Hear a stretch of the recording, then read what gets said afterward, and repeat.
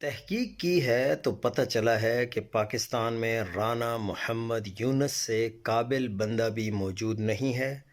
موصوف veterinary university کے vice chancellor Narowal university کے 3 سال سے زائد عرصہ سے عارضی وائس چانسلر اور نارووال میں ہی ویٹرنری کالج کے پرنسپل ہیں۔ ویٹرنری یونیورسٹی کی فیکلٹی جنرل کیڈر یونیورسٹی میں وائس چانسلر نہیں لگ سکتی، مگر موصوف لگے ہوئے ہیں کیونکہ ان کو نارووال کے سیاسی خاندان کی آشیرواد حاصل ہے۔ یہی نہیں، اسی یونیورسٹی میں سیاسی آشیرواد پر حسیب سرور نامی شخص 3 سال ایڈیشنل رجسٹرار رہ چکا ہے۔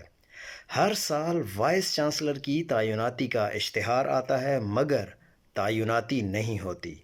ایڈوکیٹ روہیل صبیح کے مطابق 2023 میں عارضی طور پر وائس چانسلر تعینات ہونے والے ڈاکٹر یونس 400 سے زائد افراد کی مبینہ طور پر غیر قانونی تعیناتیاں کر چکے ہیں۔ تعیناتیوں کا اختیار صرف مستقل وائس چانسلر کے پاس ہوتا ہے۔